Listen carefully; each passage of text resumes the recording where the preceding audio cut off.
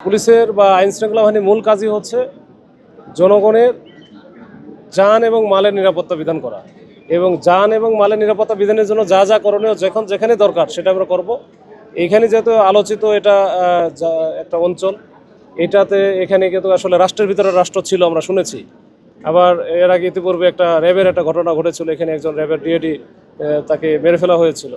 এই নানা কারণে জঙ্গল সলিমপুর অনেক বেশি আলোচিত, আমরাও বাইরে থেকে দেখেছি। তো ওই জন্যই আমি চিন্তা করলাম এটা দিয়ে আমি শুরু করব।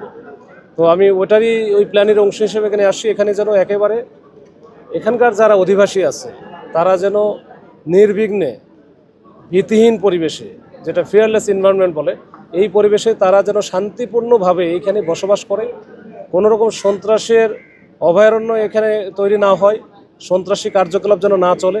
এখানে অন্যান্য এলাকার মতো এই জঙ্গল সলিমপুরে যেন অন্যান্য এলাকার মতো বাংলাদেশের যেন এখানে একবারে শান্তি শৃঙ্খলাভাবে শান্তিপূর্ণভাবে জনগণ বসবাস করতে পারে, সেই নিশ্চয়তা দেওয়ার জন্য আমি এখানে আসছি।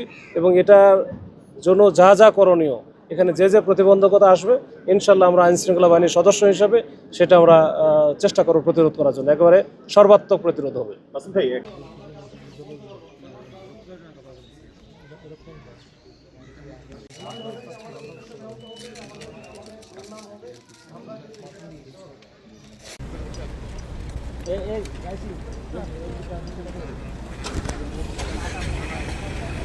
সমস্যা আছে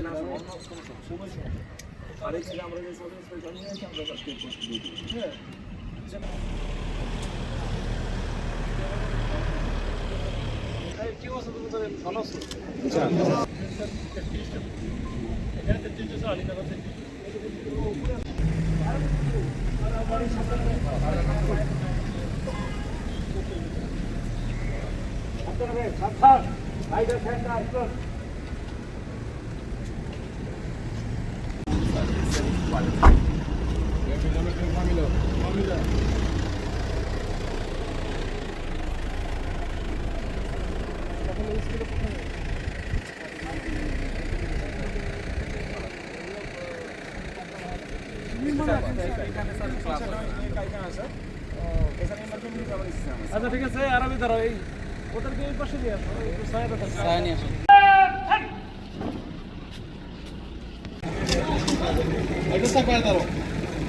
এখানে দাঁড়াও।